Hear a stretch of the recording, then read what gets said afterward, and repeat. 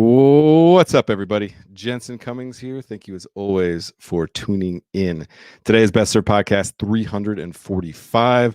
We're talking why heritage matters to chefs, to culinary professionals, to restaurant pros, to bartenders. Heritage is something that we often are trying to get into the glass, onto the plate. And so we're going to talk about that today with Nick and Chai of Fried Chicken and Caviar in Detroit, Michigan. This is a part of In the Weeds Menu Meeting Fall 2021.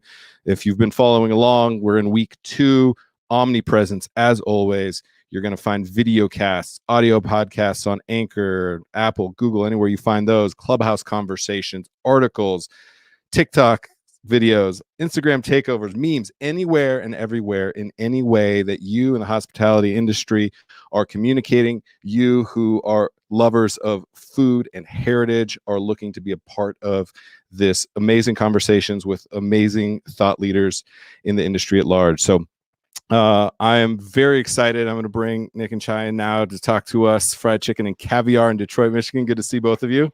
Good morning or good afternoon. Yes. Or good morning. Good day. Good day. It's a good day. Good day. Any day with fried chicken and caviar is a good day. So You got it. I can appreciate that. Let's start off. Tell everybody fried chicken and caviar. What's it all about? And how did it come about? Give us a little bit of the backstory.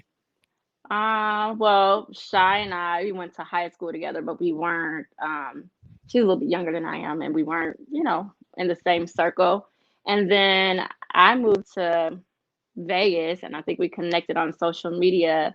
And I DM'd her, and I said, "Hey, do you want to go on a chick date?" And she said, "Yeah." And so we went and ate food, and then I don't know, we just start cooking together, and then we did some underground dinner parties to test out like foods that we really wanted to cook that we probably couldn't like test out on our parents or people like that. Sure. But yeah, we just invited people over who could come like in the middle of a Tuesday, and we tested out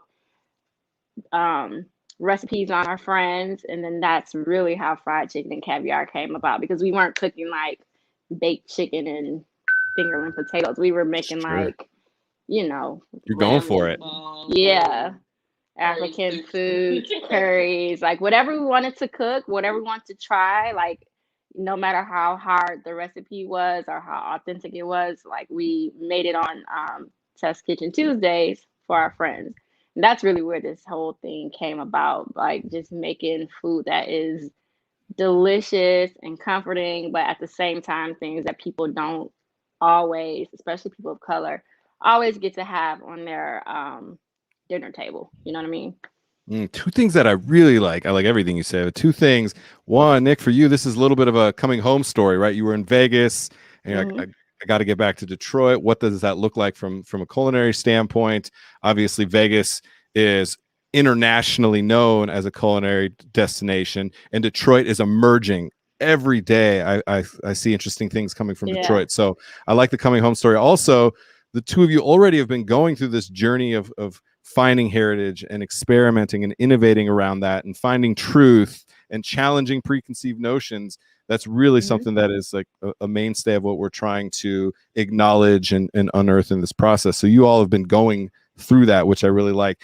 Also, Fried Chicken Caviar, I want to give people an understanding of the experience now that they're going to have.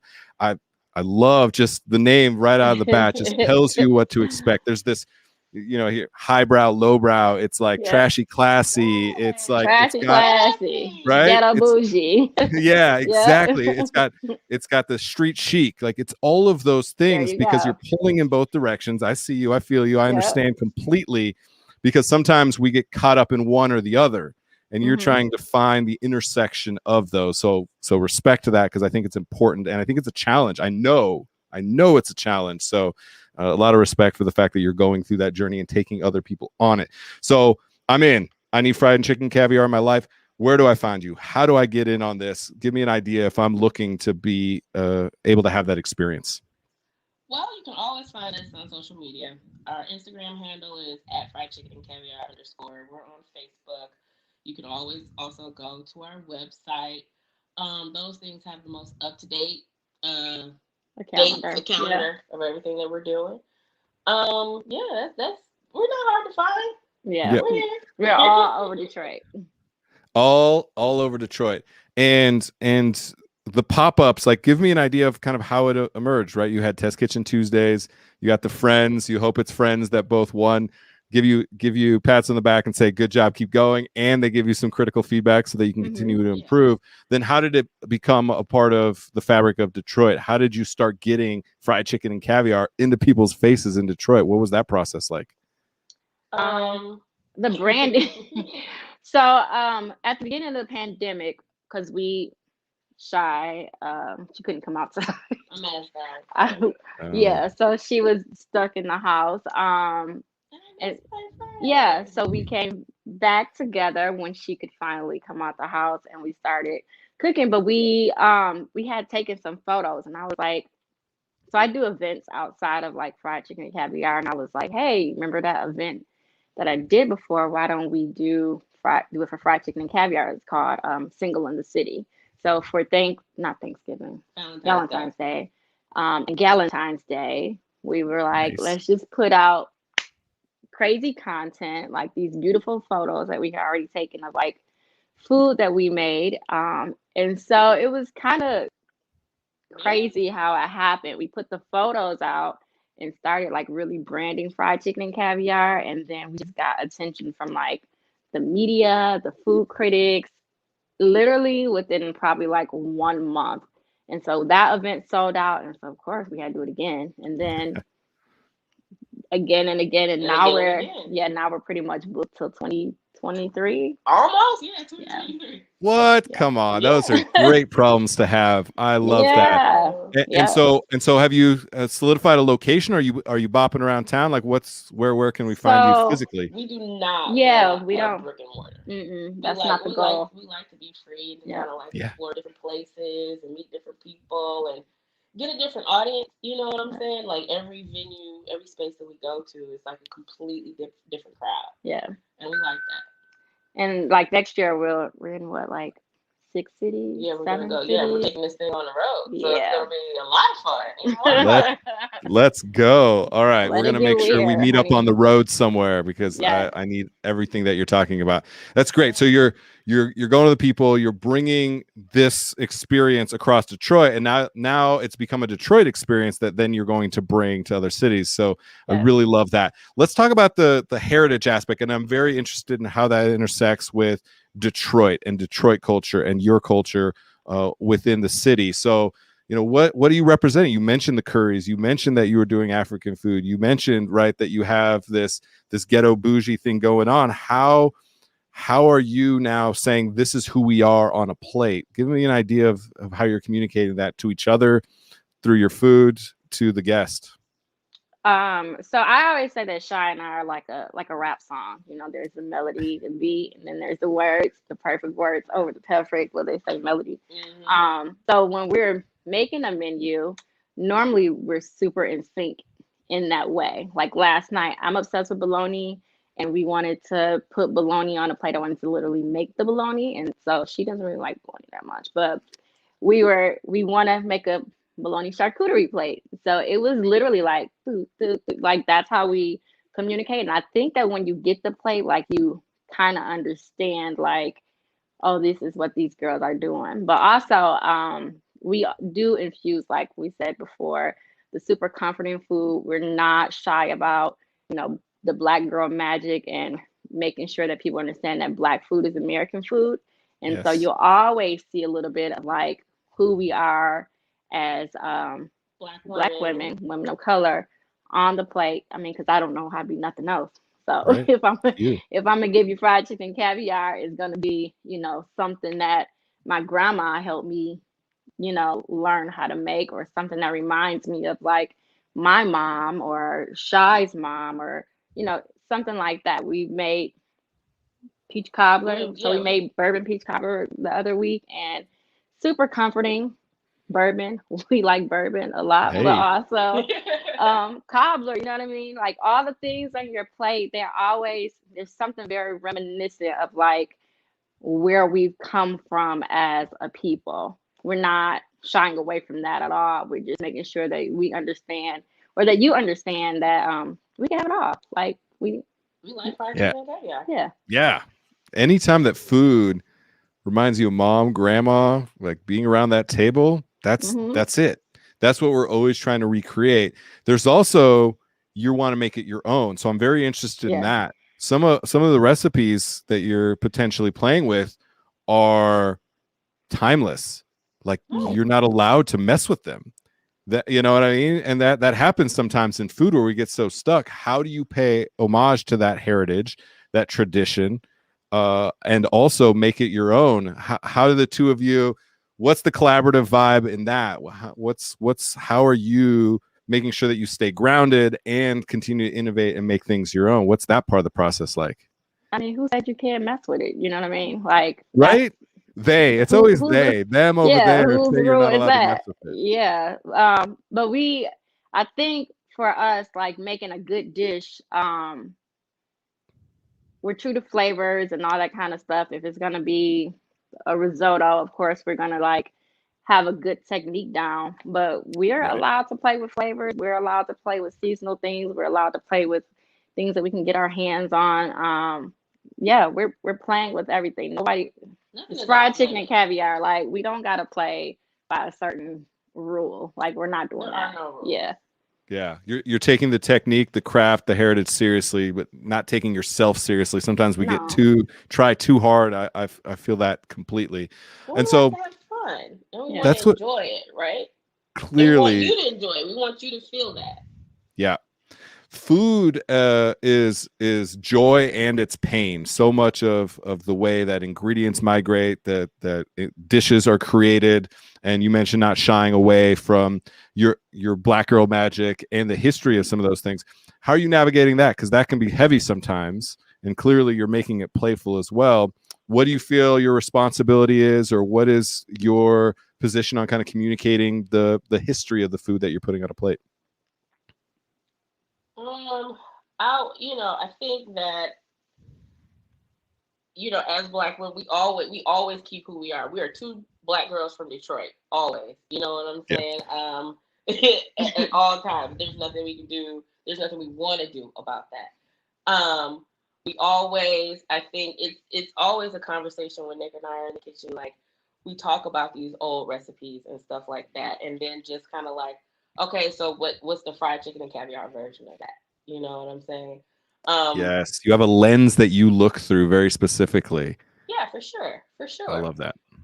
But also, for Shy and I, we try to use things like, I live right by a farm. It's important to know she comes from a background of what do you call it? Your community development. Yeah. I was in DC for 10 years. And then I work. Gotcha. I'm strictly a food person, but I've worked in social justice, food justice for a long time. So outside of like just cooking the food, we are very aware that food brings people together and it separates them also. So again, the whole fried chicken and caviar thing, just making sure that people know that they have access to, or should have access to, any kind of food that they want to eat, and not eliminating one food, not one group of people from a food group. I think fried chicken caviar, we really try to push that narrative also. That's what I was getting to right there.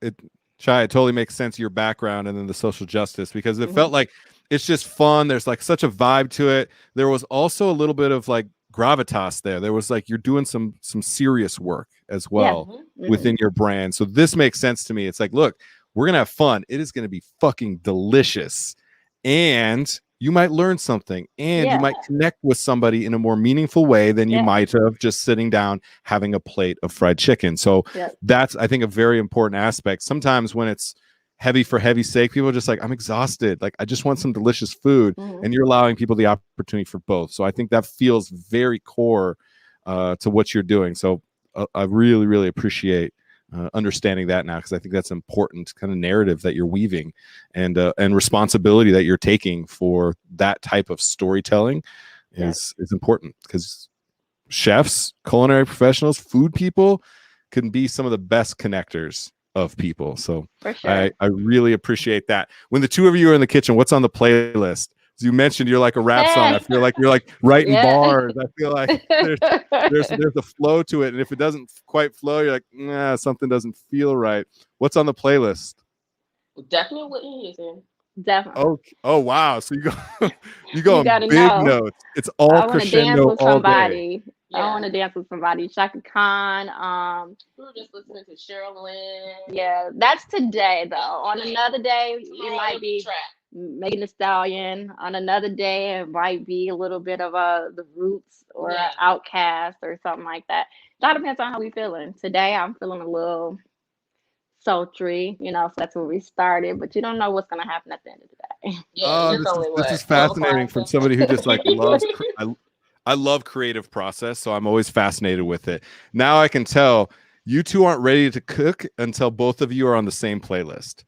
Yeah. Right? Like until you find the song that both of you are vibing, because you might be feeling like a little angsty today and want something that's got a little bit more grit to it. And you might be vibing and like, what's the song that's going to meet both of your energies? You're going to put that into the food. That's creative process. Big fan. And then Shy's gonna have me a glass of champagne, and then we're gonna start cooking. We're gonna get started. All right, let's talk about this specific dinner in the weeds. Yes. Virtual heritage dinner all across the country. Amazing, amazing chefs coming together to represent their cities, to represent their heritage, to represent such a good cause, to support the physical, financial, and mental health of hospitality professionals. We struggle with that. We're so good at taking care of the guests. We forget to take care of ourselves sometimes. That's self-hospitality. So this is an important topic and an important team that Elle from In the Weeds has built. So excited about that. Sunday, October 10th, Detroit, Michigan is your dinner. It'll be part of the East Coast dinner series with Cicely Sierra, the Sandwich Ministry in Brooklyn, as well as Katina Smith, Chef Kat in Baltimore with Just Call Me Chef and Taste Charm City. So quite the lineup of Black Girl Magic across the board on that Eastern time zone. So make sure in the comments you can find the link to go get tickets to the dinner itself. Let's talk about the menu. When you're thinking about this dinner, this series, you're thinking about people taking it into their homes, right? They're going to pick it up. They're going to be able to cook it at home. There's going to be a virtual hangout, kind of like this. People can get together, tell stories, enjoy the food together. So what's on the menu? We're doing smothered chicken wings. Smothered turkey wings. I'm like, chicken wings. Yeah, turkey wings. Here we go. What else is on the plate? We're doing mac and cheese, some braised collard greens. We're going to do a tomato, onion, and cucumber salad, and then a pound cake for dessert.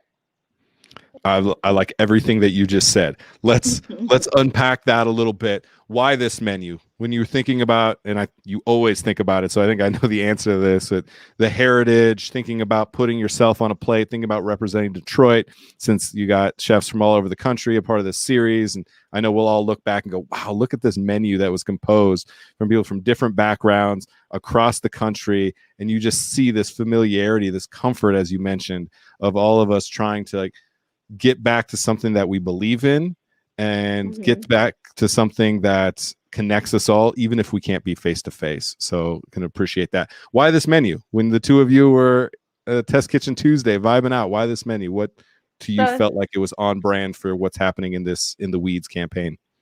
It's two things. So one thing is that, I mean, anything smothered is super like comforting. Like yes, it is. I mean, first of all, but another thing, like, I don't know if people notice this, but I've really noticed this living in Detroit. People, I'm not crazy about turkey, but people love turkey here. They want to eat a turkey wing. They're looking for turkey chops. We have like turkey grill, turkey like we have turkey. Yeah, we have. Yeah.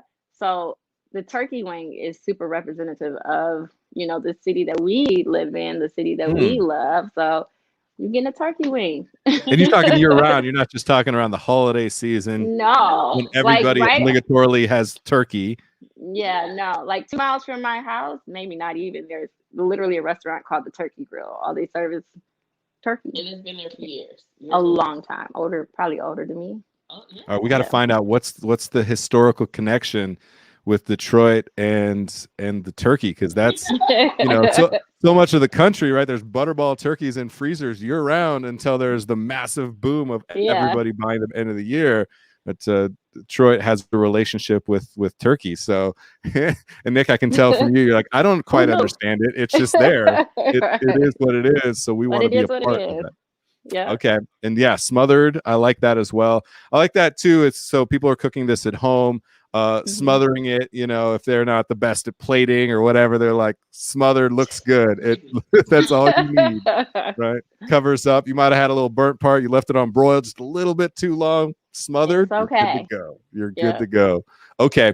Pound cake. A pound cake at the end of the meal, I think is such a classic as well. Yeah. Why did you go to pound cake? Well, I for one, my mom makes the best pound cake ever. Right. Those are fighting words because everybody's mom makes the best pound cake. In your case, Shy, it's actually true, right? It's actually true.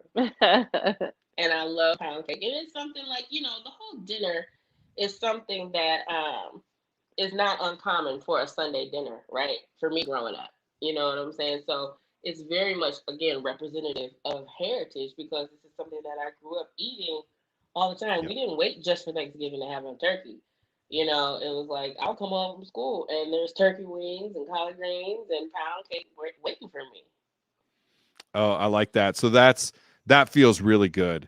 Now, Detroit, know that when you go pick up this meal, you're not just having a 3-course meal. You're not just supporting a great cause. You're not just vibing out with Nick and Shy. You're sitting at Sunday dinner and having that family atmosphere. Yeah. It's something that we all crave so much, especially right now when we're cooped up and, there's so much uncertainty. To be able to sit down and have mom's pound cake. Yeah. I mean, there's nothing better. Now I really want to have your mom on the Zoom hangout with everybody to give people I made sure my baby girl had pound cake anytime she came home, anytime there was a breakup, anytime there was anything, there was good news or bad news, I had the pound cake. That's the kind of stuff that we connect to in such a meaningful way. The food, it better be delicious. Yet that's what we really connect to, is that we all are craving that. And the two of you have built that into every layer of what you do. So I'm grateful. I'm excited. I'm starving now. I'm excited to find my way to Detroit or meet you up on the road because I need fried chicken and caviar in my life. You all, everybody listening, everybody watching, you need fried chicken and caviar in your life. And if you're in Detroit, make sure on October 10th that you're a part of that heritage dinner. And if you're in Detroit, make sure you're connecting on the pop-up. And definitely we'll drop a link to make sure everyone knows when you're hitting the road that coming to a town near you, fried chicken and caviar soon enough. So any last thoughts before we let you go? This was a really great, really insightful conversation. Thank you. Thank you for having us. It's been an honor to be able to work with In the Weeds. We did, when was that? 2 months ago? Yeah, 2 months ago. Yeah, we did a tour. We started that relationship. But it's been great. Yeah. So thanks for having us. Yeah, In the Weeds, Elle's superpower is finding good people. That is absolutely something, Elle. I've been so impressed with everybody that I'm lucky enough to have the opportunity to speak with, to learn from, and to put so much of the great work that happens into action, put out 400 pieces of content around such a meaningful topic like heritage and the work that all of you are doing. It really matters. I'm grateful. So we'll let the two of you go. Appreciate it. And when this episode comes out, I want you in the comments. Let me know what's on the playlist for that day. I want to keep track of Fried Chicken and Caviar playlist. Appreciate you all. Have a great rest of your day. You too. Thank you. Cheers. All right, everyone. That is it for this episode. Fried Chicken and Caviar. It's a whole vibe. And that is what every restaurant, every food and beverage brand, you have to be that. You have to connect to people on that personal level. And then you make sure that the food, the drink, the service is amazing. It's all about that story. It's all about the energy that Nick and Shy are creating in Detroit and beyond, soon to come. Very excited. Once again, Best Served Podcast 345, Why Heritage Matters to Chef with Nick and Shy of Fried Chicken and Caviar in Detroit, Michigan. And again, this is part of In the Weeds menu meeting Fall 21 campaign. Find us everywhere. Videocasts, clubhouses, articles. We want to be connected with you throughout this whole campaign. This is week 2 of 4, and appreciate you all as always. Cheers. Cheers.